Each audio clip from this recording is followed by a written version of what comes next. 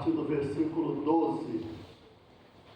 Carta de Paulo aos Colossenses, capítulo 1, a partir do versículo 12. Assim diz a palavra de Deus: dando graças ao Pai, que nos tornou dignos de participar da herança dos santos no reino da luz, pois Ele nos resgatou do domínio das trevas e nos transportou para o reino do seu Filho amado, em quem temos a redenção, a saber, o perdão dos pecados. Ele é a imagem do Deus invisível, o primogênito sobre toda a criação, pois nele foram criadas todas as coisas nos céus e na terra, as visíveis e as invisíveis, sejam tronos ou soberanias, poderes ou autoridades. Todas as coisas foram criadas por Ele e para Ele. Ele é antes de todas as coisas, e nele tudo subsiste. Ele é a cabeça do corpo, que é a igreja.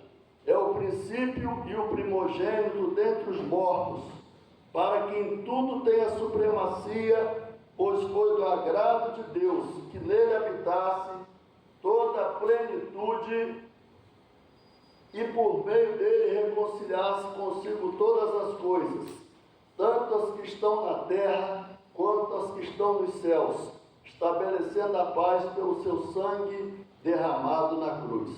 Vamos orar. Pai, nós estamos diante da Tua palavra e eu necessito da ação e da unção do Espírito Santo para que essa palavra seja convertida em alimento, em água para a Tua igreja. Ser propício em nos abençoar nesta manhã, em nome do Senhor Jesus. Amém. Meus irmãos, podem sentar-se. Durante a Segunda Guerra Mundial,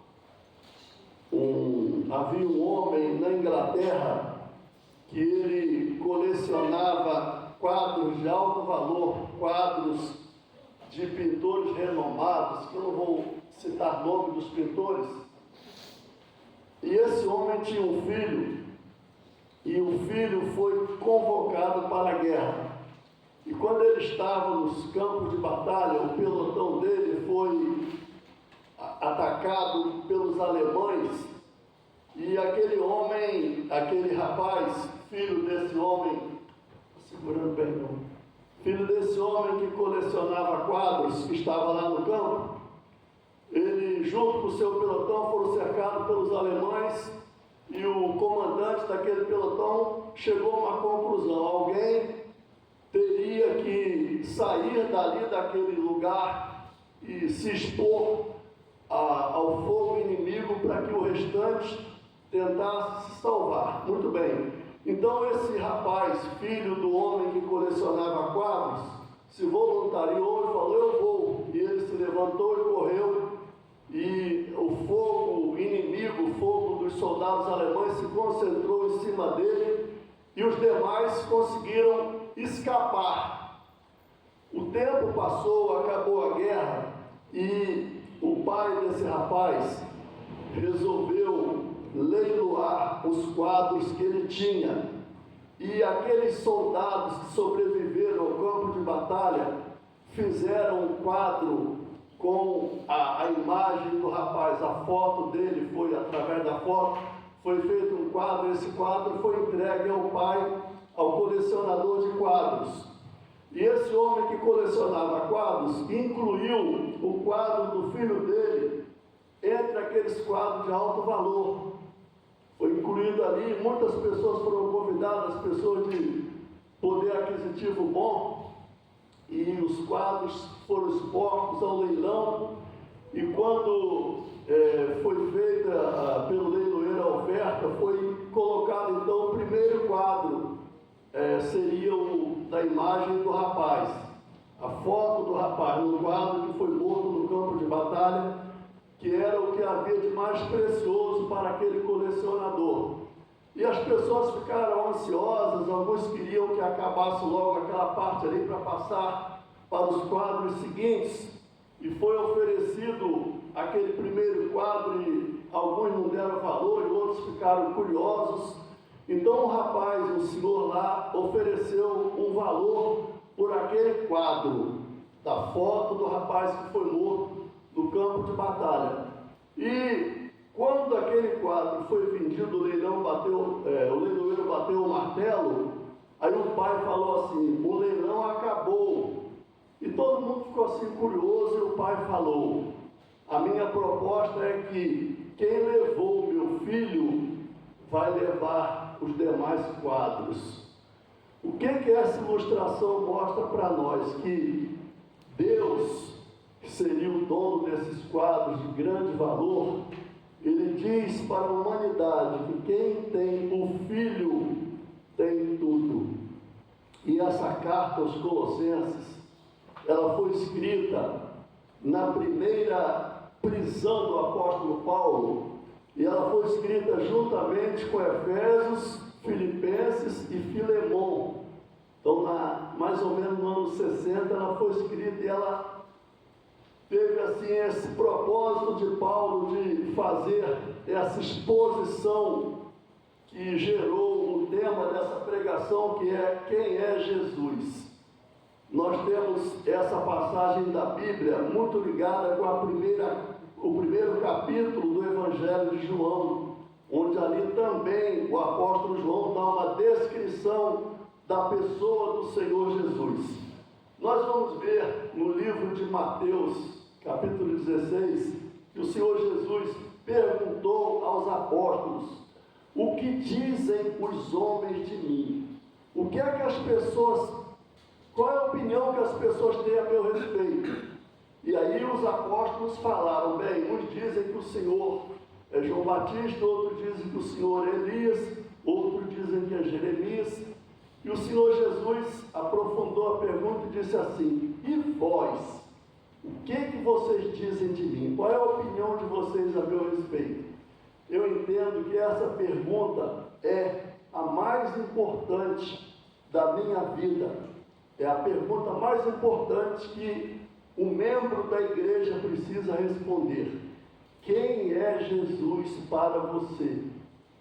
Porque tem pessoas que sabem tudo da denominação, sabem toda a história, como que uma igreja se formou, mas talvez se fosse sondado, perguntado a ela o que é que no coração dela tem, qual é o conceito que ela tem a respeito de Jesus, eu não sei se ela teria a mesma profundidade na resposta. E o apóstolo Paulo havia recebido uma visita, isso está aí no primeiro capítulo da carta aos Colossenses.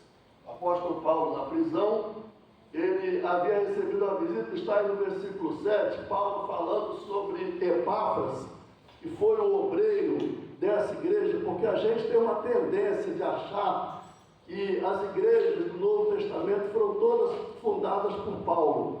E não foi bem assim. Não tem lugar nenhum da Bíblia, por exemplo, que diga que foi Paulo que fundou a igreja de Colossenses. Mas Epáfras foi visitar Paulo e ele expôs para Paulo algumas dificuldades que estava tendo nessa igreja. E Paulo começa fazendo um elogio àqueles irmãos, falando para eles que chegou aos ouvidos de Paulo que aquela igreja era uma igreja de fé, de amor, que eles se amavam. Mas Epáfras também vai mostrar para Paulo que havia alguns problemas naquela igreja que precisavam ser corrigidos. Então, quais eram os dois principais problemas? O principal problema daquela igreja era misticismo. Ela era uma igreja que estava começando a fazer culto aos anjos. Isso está aí no capítulo 2. Depois você lê a carta toda. Eu gosto muito de pegar essas cartas pequenas e ler de uma vez só, não ficar assim, lendo uma partezinha, mas é bom você ter uma visão bem panorâmica, pegar no primeiro versículo, por exemplo. Esses são 4 capítulos, em 20 minutos, talvez um pouco menos, você lê a carta toda. Então chegou para Paulo esse relatório de que havia, durante o culto, essa coisa assim estranha que era culto a anjos, misticismo. A igreja brasileira, ela tem muita coisa assim de misticismo, muita coisa assim que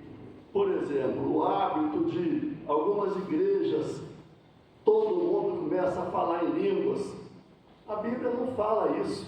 Eu nunca falei em língua no microfone. Isso não é bíblico, irmãos. A Bíblia diz que fale um ou dois. Não é isso que a Bíblia fala? Se houver intérprete, senão fique calado e fale com Deus. O que adianta a pessoa chegar e ficar soltando um vernáculo, sílabas assim, dissonantes, para os outros ouvir? Eu entendo que isso só vai passar uma ideia de que a pessoa tem, ela quer passar essa ideia que ela tem algum poder que não está em outros. Então a gente tem que ter cuidado com isso, isso não é bíblico. Então nessa igreja havia essa coisa de misticismo. Vocês veem aí muita coisa, por exemplo, no YouTube. Aparece lá uma pessoa e fala assim: Deus está mandando te dizer isso. Isso é mentira, irmãos. Deus não age assim. Como é que uma pessoa que nunca me viu, que não está onde eu estou, que não me conhece, vai chegar lá e vai, Deus está dizendo que hoje é seu dia, que vai acontecer isso e isso. Isso é misticismo. Isso estimula a pessoa a ter preguiça de ler a Bíblia. O meio de Deus falar conosco é a Bíblia. Hebreus 1 diz que, havendo Deus falado aos pais, de muitas maneiras falou nos últimos dias pelo Filho. E o Filho é a palavra de Deus. Não adianta nada eu ficar ouvindo o profeta se eu desprezar a Bíblia. Eu vou me predispor a ser enganado. Porque pessoas mentem, pessoas falham, mas a palavra de Deus é infalível. Você tem um guia seguro, que é a palavra de Deus. O Senhor Jesus disse que a palavra dele é espírito e vida. Então o apóstolo Paulo, para corrigir essas discrepâncias que havia na igreja, essa coisa de misticismo, e havia um outro problema também, que era a preocupação com as festas judaicas. Isso também é repetido aí no capítulo 2, havia essa coisa de querer trazer cerimonialismos do Velho Testamento, guardar dia, fazer festa. Tem igrejas que fazem isso. A igreja substituiu a palavra de Deus por tradições humanas. Então tem igreja que acha que se, com todo respeito aí a eles, mas eles acham que se pintar as paredes de preto, o culto vai ser melhor. Ou então, se botar aqui um monte de facho de luz colorida, isso vai tornar o culto melhor. Irmão, será que essas coisas atraem a presença de Deus, ou o que atrai a presença de Deus é a palavra pura e simples, pregada e vivida?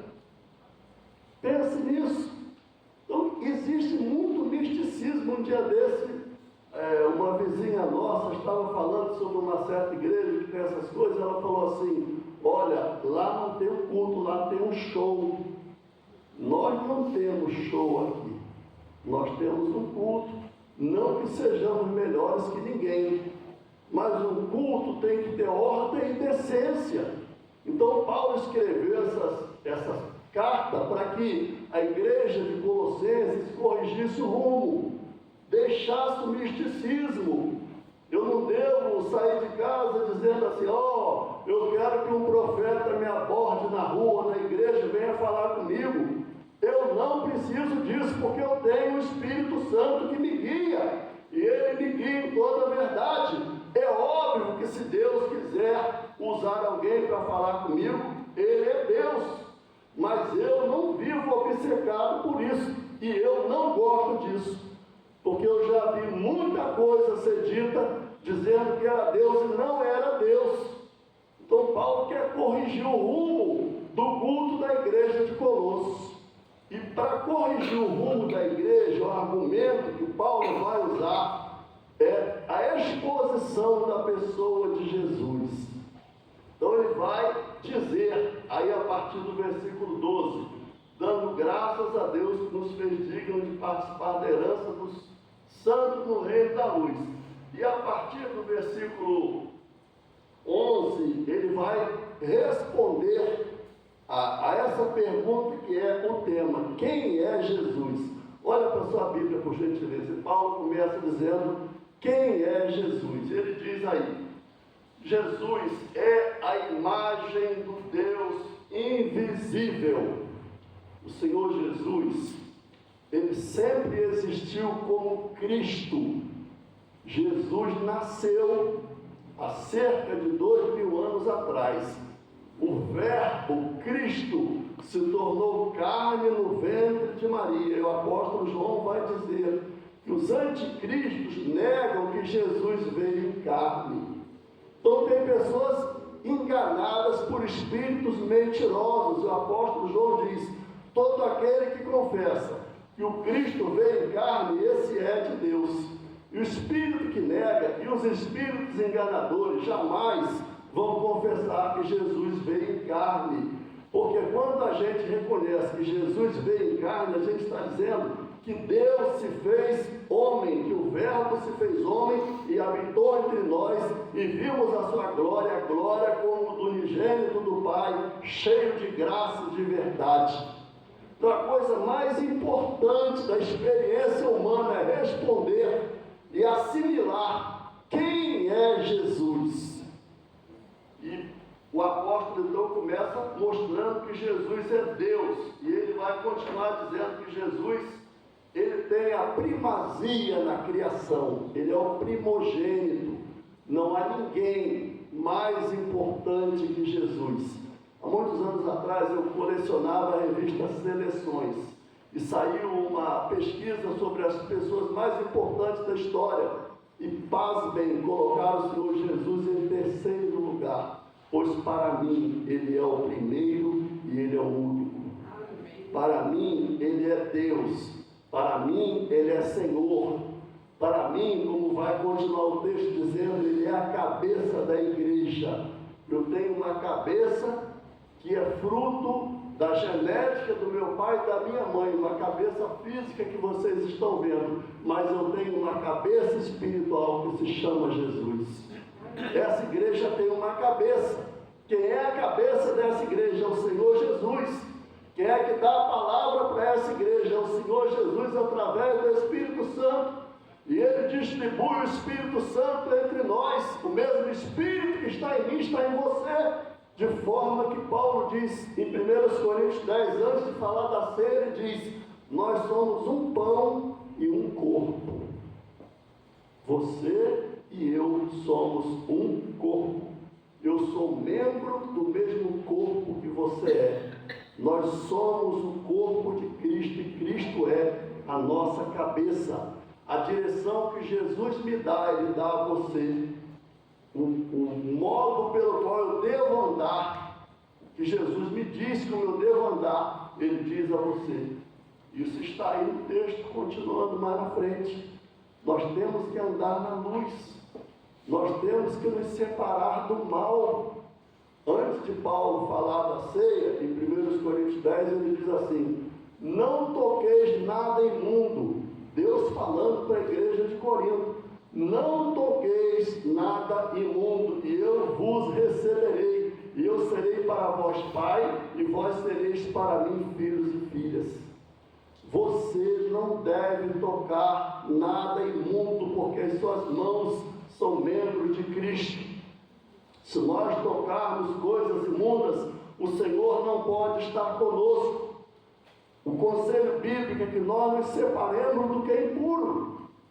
Não podemos, Paulo disse aos Coríntios, sentar na mesa do Senhor e sentar na mesa dos demônios. Eu já disse aqui, isso foi dito para uma igreja, não foi dito para uma sociedade pagã, não. Então a igreja precisa ser lembrada que ela é santa, porque a cabeça da igreja é santa, e se a cabeça é santa, o corpo tem que ser santo. Sede santo, diz a palavra de Deus, porque o Senhor é santo. Isso Paulo diz, João diz, Pedro diz, os profetas disseram, o próprio Deus diz: eu sou santo. Então, se eu quero ter comunhão com Ele, eu lembro que quando eu aceitei o Senhor Jesus no ano de 77, um rapaz, que hoje é um coroa igual a mim, hoje ele é pastor na igreja em Anchieta, no Espírito Santo. Nós éramos novinhos na fé, e ele era mais experiente que eu, e ele fez um bilhetinho e deu assim: precioso para o crescimento do crente, negar a si mesmo e evitar de pecar espontaneamente. Olha um bilhete saudável de um crente mais experiente. Precioso para o crescimento do crente, negar a si mesmo, deslocar-se, deixar a pessoa de Cristo ser central na minha vida. É isso que Paulo está dizendo à igreja. O remédio para a igreja corrigir o rumo, deixar o misticismo, é a igreja apegar-se à pessoa do Senhor Jesus. Quando a igreja desloca o Senhor Jesus do centro, quando a igreja coloca o líder, ou a denominação, ou a arrecadação dela, ou a ideia de que a bênção está condicionada a colocar uma oferta ou a andar no vale de sal, isso vocês estão careca de ver aí nas campanhas que existem, que não tem nada a ver. Uma vizinha nossa foi pedir a Socorro para orar, e quando Socorro falou, tá bom, eu vou orar, e ela falou assim, quer que eu pegue um copo d'água? Quer dizer, parecia que a bênção para ela estava condicionada a ela ter um copo d'água na mão, porque isso é ensinado aí na televisão, irmãos, e não é assim. Eu não preciso estar com um copo d'água na mão, isso é uma prática pagã. Os que não servem ao nosso Deus fazem isso, mas isso ela, uma mulher esclarecida, formada, mora em frente a nós, ela veio com essa ideia. Quer que eu pegue um copo d'água para você orar? Quer dizer, se não tiver um ponto de contato, a fé não funciona. É assim? Qual é o nosso ponto de contato? É o Senhor Jesus. É a pessoa do Espírito Santo em nós. Então Paulo está mostrando à igreja de Corinto que a resposta, a solução para corrigir o rumo, para receber a direção de Deus, é a pessoa reconhecer, saber quem é o Senhor Jesus. Eu vou dizer, não tem plano B. A exposição da pregação é exaltar Cristo, é mostrar a grandeza de Cristo, é mostrar a beleza de Cristo, é mostrar os dons de Cristo, é mostrar o poder do sangue de Cristo, é mostrar que o Espírito de Cristo está em nós. Essa é a glória da igreja, é a presença de Cristo em nós.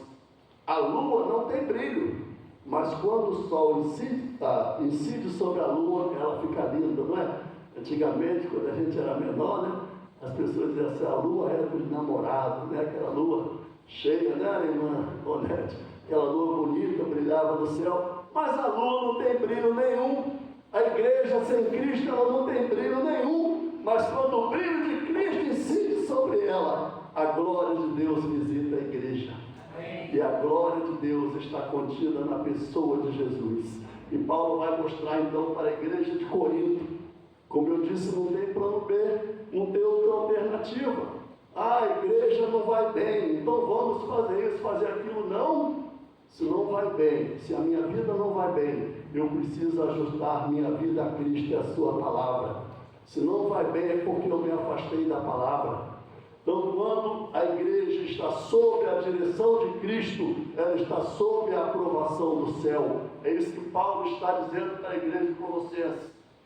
E ele vai continuar dizendo aí no versículo 17, ele é antes de todas as coisas, e nele tudo subsiste. Ele é o cabeça do corpo que é a igreja, é o princípio primogênito dentre dos mortos, para que em tudo tenha preeminência, porque foi do agrado do Pai que nele habitasse toda a plenitude de Deus, toda a sabedoria. E o apóstolo disse que os gregos buscam sabedoria, os judeus buscam sinal. Jesus é a sabedoria de Deus que os gregos procuram, e Jesus é o sinal que os judeus procuram. Nós pregamos aqui sobre os sinais de Deus. Então Cristo é essa sabedoria. Os filósofos gastaram muito tempo, séculos, pensando e querendo respostas, e nunca ninguém respondeu qual é a solução, por exemplo, para a morte. Mas Cristo tem a solução para a morte, porque Ele disse, eu sou a ressurreição e a vida. Ninguém, nenhum filósofo nunca respondeu em sua plenitude o que é que o homem precisa. O homem precisa de Jesus. O jovem que anda nas bocas de fumo, ele precisa de Jesus. Quando ele acha Jesus, ele não vai mais na boca de fumo. O homem que anda nos bares procurando, através da cachaça, desafogar a sua sede, alguma coisa que ele precisa, quando ele encontra Jesus, ele não quer mais aguardente, porque ele acha a água da vida. A pessoa que anda nas boates desesperada atrás de companhia. Oh, eu preciso de mais um parceiro, eu preciso achar alguém bem bonito. Quando ele encontra Jesus, o seu coração se aquieta. Lá na minha cidade tinha um mendigo, um pedinte, e um dia passou um pastor, e o pastor parou para orar por aquele homem, e aquele mendigo tornou-se o pastor da igreja ali de Atafona, porque Jesus entrou na vida dele, tirou ele da lama, como diz o Salmo, ele tirou meus pés da lama e colocou sobre a rocha. Jesus nos dá dignidade, como nós pregamos aqui sobre Raabe, uma pessoa sem referência nenhuma, mas o cordão escarlate, que era a presença do Senhor Jesus, deu a Raabe a dignidade de fazer parte do rol da família de Deus. Ainda que o homem não tenha dignidade própria nenhuma, viva numa sociedade podre, no meio podre, por mais corrompido que seja, quando Jesus entra, o lenho verde torna a água amarga em doce. Jesus é o lenho verde que entra na nossa vida para adoçar a nossa vida. Não estava tudo bem. Sem Jesus nada está bem. Sem Jesus não tem paz. Sem Jesus não tem reconciliação. E esse texto vai responder isso também lá no final. Sem Jesus não tem harmonia entre nós e Deus. Sem Jesus o homem é um desencontrado. Sem Jesus o homem tem a síndrome da mulher de Ló, congelada, parada no tempo. Tem pessoas que estão dentro da igreja parada, não produz. Ela precisa submeter-se ao senhorio de Cristo, à direção da palavra de Deus, para que ela passe a andar, como disse o profeta: levantai-vos, mulheres, porque aqui não é o vosso descanso. Então, o Evangelho de Cristo, a pessoa de Cristo, nos levanta. Ele diz: levanta e resplandece. Paulo disse aos Efésios que levanta-te dentre os mortos e Cristo te esclarecerá. Nós precisamos levantar-nos na presença de Deus. Deus não é Deus de pessoas paradas, Deus é Deus de pessoas ativas. Deus não é Deus de mortos, Deus é Deus de vivos. E Deus nos deu vida em Cristo para que nós produzamos fruto para Ele, conforme Jesus disse lá em João 15. Então, nós precisamos submetermos ao Senhor Jesus, a palavra de Deus. Paulo está dizendo aos Colossenses: quando nós temos o entendimento da pessoa do Senhor Jesus, tem que vigiar a hora que pensei ainda, tem que parar. Quando nós nos submetemos à pessoa do Senhor Jesus, nós temos a riqueza celestial. Finalmente, para concluir, João Pedro, me dá só 2 minutinhos. No último versículo do texto, no versículo 20, diz que Jesus é aquele que reconcilia todas as coisas, tanto que estão na terra quanto as que estão nos céus, estabelecendo a paz pelo seu sangue derramado na cruz. Jesus nos reconciliou com o Pai, e nós vamos participar do pão e do vinho, porque nós somos um só pão. Queiramos ou não, nós somos entranhavelmente unidos por Deus como um corpo.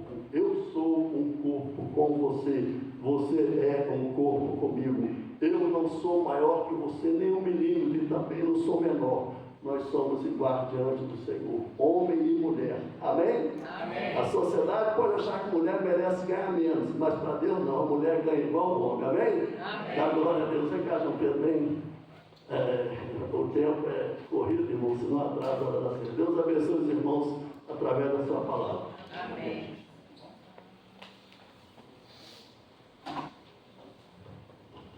Vamos orar, meus irmãos, para fechar esse momento de exposição.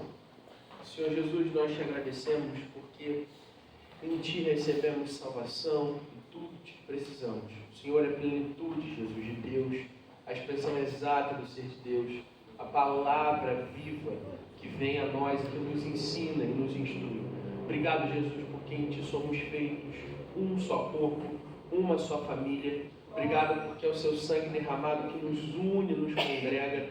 E nós te agradecemos, Jesus, porque em Ti recebemos poder para viver para a Tua honra e para a Tua glória. Te damos graças, Jesus, porque o Senhor tem se revelado a nós através da Tua palavra, tem nos instruído pela Tua palavra. Nós queremos ouvir a Tua voz e viver para Ti, Senhor. Nos ajuda, nos abençoa. E nós te pedimos no Teu santo e poderoso nome. Amém e amém.